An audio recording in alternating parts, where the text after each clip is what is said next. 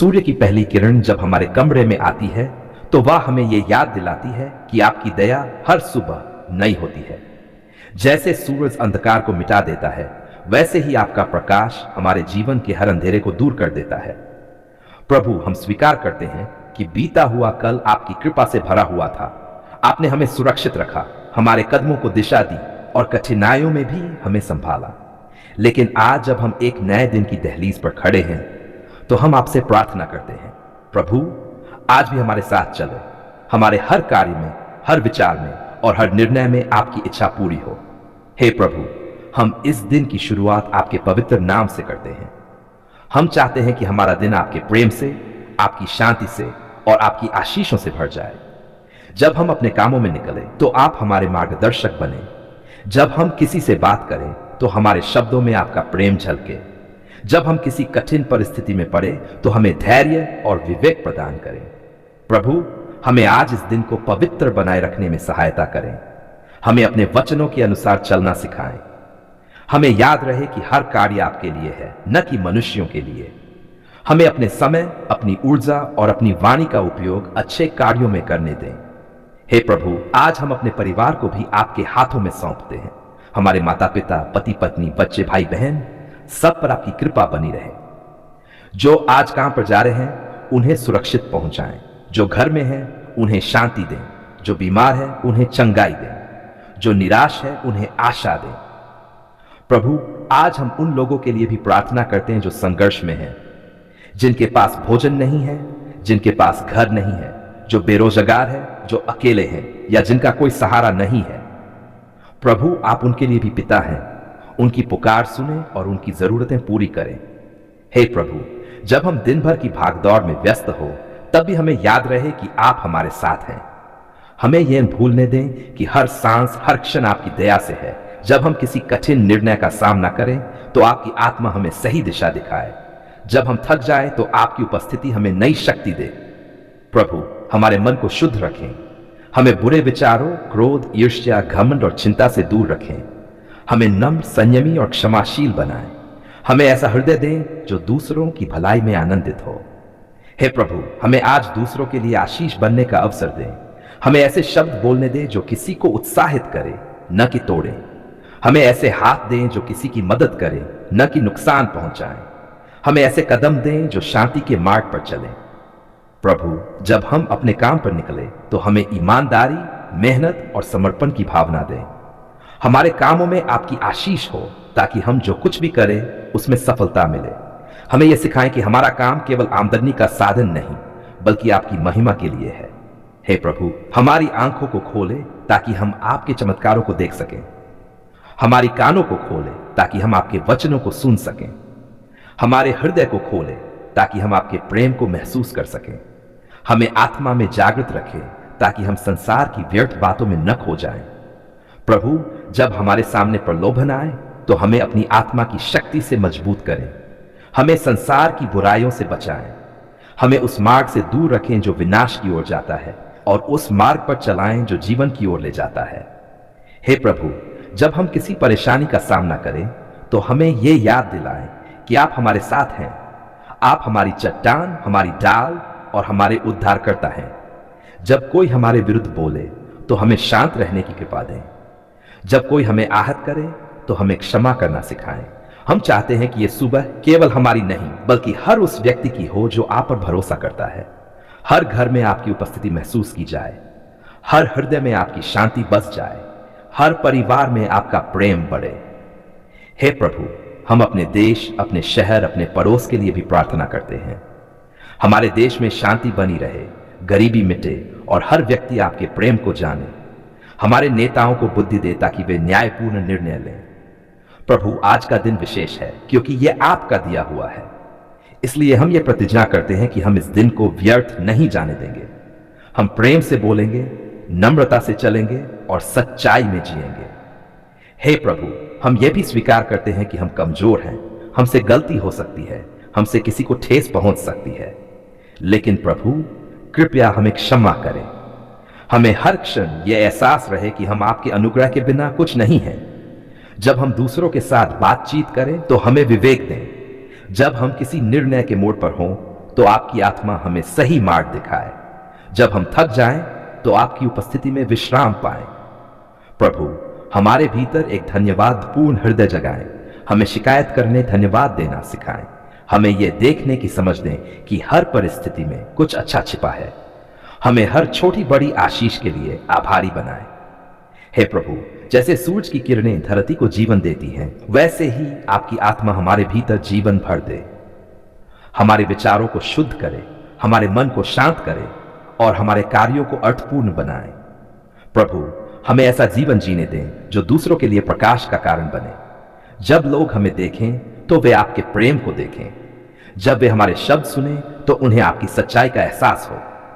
हे प्रभु, हम अपने बच्चों के लिए भी प्रार्थना करते हैं। वे आपके मार्ग में चले, आपके वचन को जाने और आपकी इच्छा को पूरा करें। उन्हें हर बुरे प्रभाव से बचाएं। उन्हें ज्ञान, समझ और आत्मा की परिपक्वता दें। प्रभु, हम अपने बुजुर्गों के लिए भी धन्यवाद करते हैं। उनकी जीवन की बुद्धि हमारे लिए आशीष है। उन्हें स्वास्थ्य और शांति दें। उनके जीवन में आपकी उपस्थिति बनी रहे।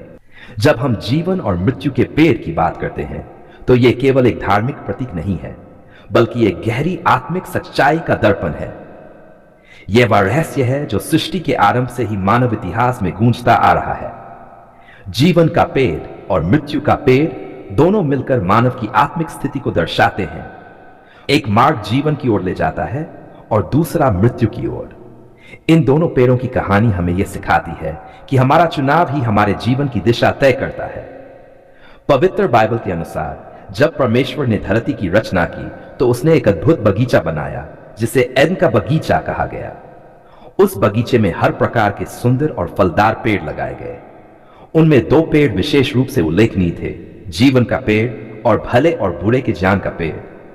ये दोनों पेड़ केवल प्राकृतिक वृक्ष नहीं थे, बल्कि आत्मिक सत्य का प्रतीक थे।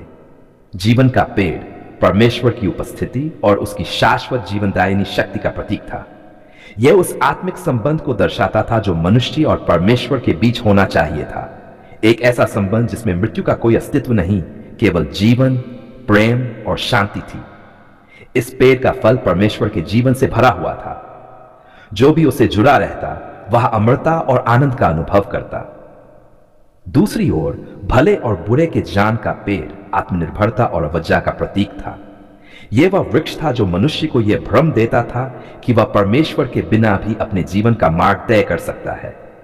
यह वह विकल्प था जिसमें मनुष्य ने सोचा कि उसे अब परमेश्वर की आज्ञा की आवश्यकता नहीं। जब आदम और हव्वा ने उस पेड़ का फल खाया तो उन्होंने परमेश्वर की आज्ञा तोड़ी और मृत्यु को अपने जीवन में बुला लिया। इस तरह जीवन का पेड़ जीवन, प्रकाश और परमेश्वर के संगति का प्रतीक बना, जबकि मृत्यु का पेड़ पाप, अंधकार और आत्मिक अलगाव का चिन्ह बन गया। यह कहानी केवल प्राचीन इतिहास नहीं है, यह आज भी हर व्यक्ति के जीवन में घटती है। हर दिन हम इन दो पेड़ों के बीच खड़े होते हैं, एक मार्ग जो हमें परमेश्वर के जीवन की ओर ले जाता है और दूसरा मार्ग जो हमें आत्मिक मृत्यु की ओर। जीवन का पेड़ हमें यह सिखाता है कि सच्चा जीवन केवल परमेश्वर से जुड़ने में है। जब तक मनुष्य अपने सृजनहार के साथ संगति में रहता है तब तक वह आत्मिक रूप से जीवित रहता है। जीवन का पेड़ केवल अनंत जीवन का प्रतीक नहीं, बल्कि वह मार्ग है जो परमेश्वर की इच्छा में चलने से प्राप्त होता है। मृत्यु का पेड़ इसके विपरीत है। यह वह स्थिति है जब मनुष्य अपने अहंकार, पाप और स्वार्थ में फंस जाता है। जब वह यह सोचने लगता है कि वह अपनी समझ और शक्ति से सब कुछ कर सकता है, तब वह परमेश्वर से दूर हो जाता है।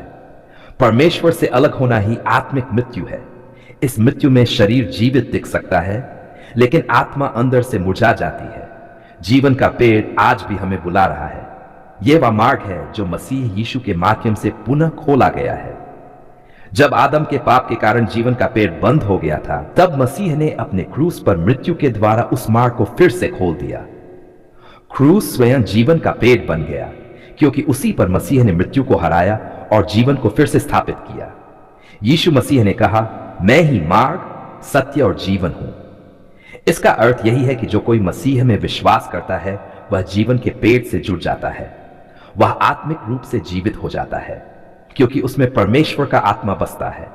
यही आत्मा हमें पवित्रता, प्रेम, क्षमा और अनंत जीवन की ओर ले जाता है। यदि हम जीवन के पेड़ के फल का अर्थ समझें तो वह है परमेश्वर का वचन, आत्मा का फल और प्रेम में चलना। जब कोई व्यक्ति प्रेम, दया, क्षमा, नम्रता और विश्वास में चलता है तो वह जीवन के पेड़ का फल खा रहा होता है।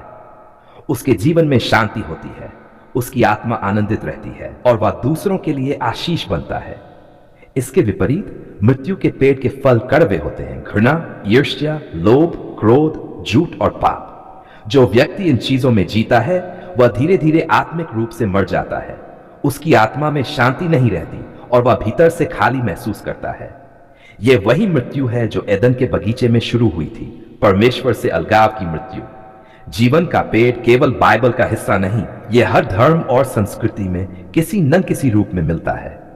कई परंपराओं में यह जान, सत्य और अंत जीवन का प्रतीक है। यह हमें यह सिखाता है कि जीवन केवल सांस लेने का नाम नहीं, बल्कि आत्मा में जीने का नाम है। जब तक मनुष्य प्रेम और सत्य के मार्ग पर चलता है वह जीवन के पेड़ की छाया में रहता है। मृत्यु का पेड़ वह स्थिति है जहां मनुष्य अपने भीतर के प्रकाश को खो देता है। जब वह लालच, स्वार्थ और पाप में गिर जाता है तो उसका हृदय कठोर हो जाता है। वह दूसरों के दुख को महसूस नहीं कर पाता और धीरे धीरे उसका मन अंधकार से भर जाता है। यही आत्मिक मृत्यु का आरंभ होता है। जीवन का पेड़ हमें यह भी सिखाता है कि सच्चा जीवन दूसरों को देने में है। एक पेड़ जैसे अपने फल दूसरों के लिए देता है, वैसे ही जो व्यक्ति परमेश्वर में जीता है वह भी दूसरों को प्रेम, मदद और आशीष बांटता है। वह अपने लिए नहीं बल्कि सेवा के लिए जीता है। यही सच्चे जीवन का अर्थ है। यदि हम अपने जीवन पर नजर डालें तो हम हर दिन किसी न किसी पेड़ से फल खा रहे होते हैं, या तो जीवन का या मृत्यु का। हमारे विचार, हमारे कर्म और हमारे निर्णय तय करते हैं कि हम किस पेड़ से जुड़े हैं। जब हम सत्य बोलते हैं, दूसरों की मदद करते हैं, क्षमा करते हैं और परमेश्वर की इच्छा में चलते हैं, तब हम जीवन के पेड़ का फल खाते हैं। लेकिन जब हम झूठ, स्वार्थ या पाप के मार्ग पर चलते हैं तब हम मृत्यु के पेड़ के फल से अपने आत्मा को भरते हैं। प्रभु यीशु हमें हर दिन आमंत्रण देते हैं, आओ जीवन का जल मुझसे लो। यह वही आमंत्रण है जो लेकर आज तक गूंज रहा है। मसीह ही जीवन के पेड़ का स्रोत है, क्योंकि उनमें अनंत जीवन है। उन्होंने अपने लहू से हमें जीवन दिया और मृत्यु से छुड़ाया। जीवन का पेड़ आत्मिक पुनर्जन्म का प्रतीक भी है। जब कोई व्यक्ति मसीह को स्वीकार करता है तो वह नया सृजन बन जाता है। उसके भीतर परमेश्वर का आत्मा बसता है। वह पुराने पापों से मुक्त होकर एक नई जीवन शैली में चलता है। यह नया जीवन प्रेम, विश्वास, नम्रता और क्षमा से भरा होता है। मृत्यु का पेड़ हमें यह चेतावनी देता है कि यदि हम परमेश्वर से दूर चले जाएंगे तो चाहे हमारे पास धन, शक्ति या सम्मान हो, हम भीतर से खाली रहेंगे। आत्मिक मृत्यु का अर्थ है शांति का अभाव, प्रेम का अभाव और सच्चे उद्देश्य का खो जाना। जीवन का पेड़ हमें यह भी सिखाता है कि सच्चा जीवन उस समय शुरू होता है जब हम मैं को छोड़कर आप में जीना शुरू करते हैं। जब हमारा जीवन परमेश्वर की इच्छा में समर्पित हो जाता है तब हम आत्मा से भर जाते हैं और हमारे जीवन में फल लगते हैं। प्रेम, आनंद, शांति, धैर्य, भलाई और विश्वास योग्यता के। यही आत्मा के फल है जो जीवन के पेड़ से आते हैं। अंत समय में बाइबल यह भी बताती है कि स्वर्ग के नगर में जो परमेश्वर का निवास होगा वहां जीवन का पेड़ फिर से होगा। उसका फल 12 महीने में 12 बार लगेगा और उसकी पत्तियां जातियों की चंगाई के लिए होंगी। यह प्रतीक है उस अनंत जीवन का जिसमें अब न मृत्यु होगी, न दर्द, न आंसू। वहां केवल जीवन होगा, परमेश्वर के साथ सदा का जीवन। इसलिए जीवन और मृत्यु के पेड़ का अर्थ केवल इतिहास की घटना नहीं बल्कि हर दिन का चुनाव है। आज हम जिस मार्ग पर चलते हैं वही करेगा कि हम जीवन के पेड़ के फल से भरेंगे या मृत्यु के पेड़ के परिणाम से। जो व्यक्ति सच्चाई, प्रेम और परमेश्वर की इच्छा में चलता है वह जीवन के पेड़ से जुड़ा रहता है। वह कठिनाइयों में भी जीवित रहता है क्योंकि उसकी जड़ें परमेश्वर के प्रेम में गहरी है। और जो व्यक्ति संसार की लालसा, घमंड और पाप में चलता है वह मृत्यु के पेड़ की छाया में जी रहा होता है, भले ही वह बाहरी रूप से सफल दिखे। अंततः यह पेड़ हमें एक ही संदेश देता है, जीवन परमेश्वर से जुड़ने में है और मृत्यु उससे अलग होने में। जो उसे चुनता है वह सदा जीवित रहेगा, जो उससे मुंह मोड़ता है वह आत्मिक रूप से मर जाता है। आज यदि हम अपने हृदय को परमेश्वर के सामने खोल दें, यदि हम उसकी इच्छा को स्वीकार करें, यदि हम प्रेम में चलना सीख लें, तो हम जीवन के पेड़ की शाखाओं से जुड़ जाते हैं। वहां हमें शांति, आनंद और अनंत जीवन मिलता है। इसलिए जीवन और मृत्यु का पेड़ हमारे सामने हर दिन खड़ा रहता है। चुनाव हमारा है, क्या हम जीवन को चुनेंगे या मृत्यु को? क्या हम प्रेम को चुनेंगे या घृणा को? क्या हम परमेश्वर की इच्छा को अपनाएंगे या अपने अहंकार में डूबे रहेंगे? जो व्यक्ति कहता है, हे प्रभु मैं तेरे बिना कुछ नहीं, वह जीवन का फल पाता है। लेकिन जो कहता है मैं स्वयं सब कर सकता हूं, वह मृत्यु के पेड़ की ओर बढ़ता है। अंततः जीवन का पेड़ वही है, मसीह स्वयं। जब हम उसमें रहते हैं तब हम जीवित रहते हैं। वह हमारी जड़, हमारा फल और हमारा जीवन है। और जब हम उससे दूर जाते हैं तो हम सूख जाते हैं, जैसे पेड़ बिना जल के। इसलिए आज हर व्यक्ति को यह समझना चाहिए कि जीवन का सच्चा अर्थ परमेश्वर में रहना है। उसी में जीवन है, उसी में अमरता है और उसी में शांति है। जब हम उसमें बने रहते हैं तब हम सच्चे अर्थ में जीवन के पेड़ से जुड़े रहते हैं, जो कभी मुरझाता नहीं, कभी सूखता नहीं और सदा के लिए फल देता है। यही है जीवन और मृत्यु के पेड़ का रहस्य। एक चुनाव, एक विश्वास और एक आत्मिक सत्य जो हमें सदा जीवित रखता है। प्रभु आपकी दया, आपकी करुणा और आपके प्रेम ने हमें उठाया, संभाला और आगे बढ़ने की शक्ति दी। हम स्वीकार करते हैं प्रभु कि हम कमजोर हैं। हमारे पास अपनी सामर्थ्य से कुछ भी करने की योग्यता नहीं। परंतु जब हमने आपकी ओर देखा, आपकी दया को पुकारा, तब आपने हमारी विनती को ठुकराया नहीं। आपने हमारे आंसुओं को देखा, हमारे दिल की पुकार को सुना और हमारी प्रार्थना को स्वीकार किया। धन्यवाद प्रभु, क्योंकि आपने न केवल हमारी जरूरतों को पूरा किया बल्कि हमारी आत्मा को भी शांति दी।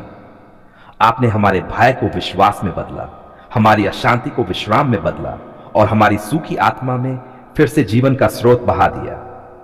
हे प्रभु, जब कोई नहीं सुन रहा था तब आपने सुना। जब हर ओर से दरवाजे बंद थे तब आपने एक नया रास्ता खोला। जब लोग हमें छोड़ गए तब आप हमारे साथ खड़े रहे। धन्यवाद प्रभु कि आपने हमारी पुकार को अनसुना नहीं किया। प्रभु, हम याद करते हैं कि आपने बाइबल में कहा था, पुकारो मैं तुम्हें उत्तर दूंगा और ऐसी बातें बताऊंगा जो तुम नहीं जानते। और सचमुच प्रभु, आपने हमारे जीवन में इस वचन को पूरा किया है। आपने हमारे हृदय में नया उत्साह, नया विश्वास और नई शुरुआत दी है। धन्यवाद प्रभु, आपने हमारे परिवार को सुरक्षित रखा। जब बीमारी ने हमारे घर को घेर लिया था तब आपने चंगाई का हाथ बढ़ाया। जब हमारी रोटी पानी की चिंता बढ़ रही थी तब आपने स्वर्ग से आशीष बरसाए। जब हम आर्थिक कठिनाइयों में गिर गए तब आपने हमारी कमी को पूरी की। आपके बिना प्रभु हम कुछ भी नहीं। आप ही हमारे जीवन के सृष्टिकर्ता, पालनहार और उद्धारकर्ता हैं। आपने हमें यीशु मसीह के लहू से मुक्त किया, हमें नया जीवन दिया और हमें अपनी संतान बनाया। हम धन्यवाद करते हैं प्रभु, क्योंकि आपने हमें चुना जब हम योग्य नहीं थे। हे प्रभु, हम ये भी जानते हैं कि आपने हमारी पुकार सिर्फ इसलिए नहीं सुनी कि हम बोले, बल्कि इसलिए कि आपने हमसे प्रेम किया। आपकी प्रेम में दृष्टि ने हमें देखा, आपकी दया ने हमें उठाया और आपके अनुग्रह ने हमें नया बना दिया। जब हम पापों में डूबे हुए थे आपने हमें माफ किया। जब हम गलत राह पर जा रहे थे आपने हमें वापस बुलाया। जब हम टूट चुके थे आपने हमें जोड़ा। धन्यवाद प्रभु कि आपने हमें गिरने नहीं दिया बल्कि अपने हाथों से संभाला। आपका धन्यवाद प्रभु, क्योंकि आपने हमें शैतान की चालों से सुरक्षित रखा। जब अंधकार की शक्तियां हमें तोड़ना चाहती थी आपने अपने लहू की डाल से हमारी रक्षा की। आपने हमारे चारों ओर अपने स्वर्गदूतों को तैनात किया और हमें बचाया।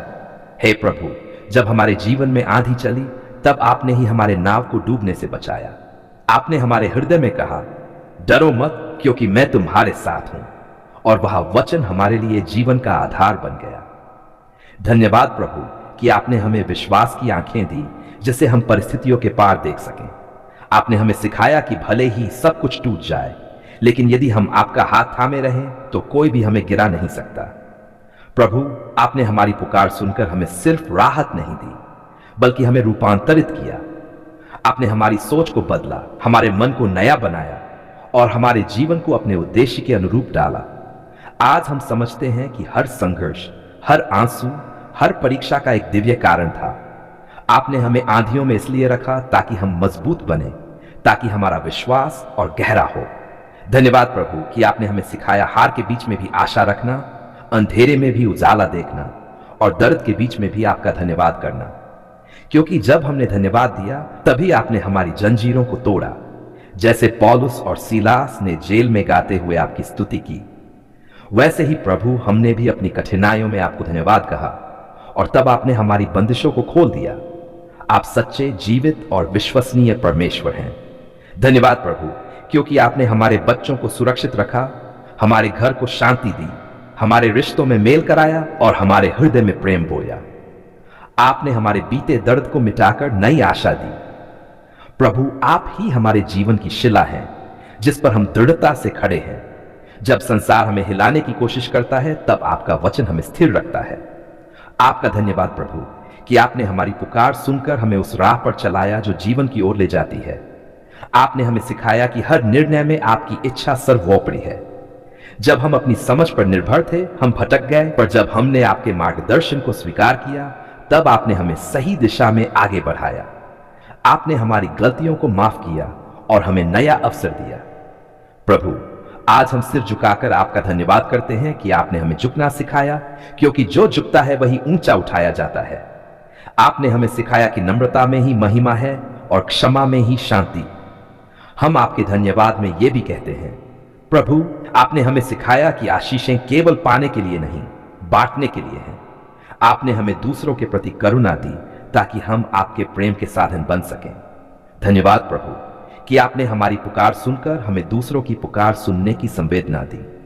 आपने हमारे दिल को मुलायम बनाया ताकि हम दूसरों की पीड़ा समझ सकें।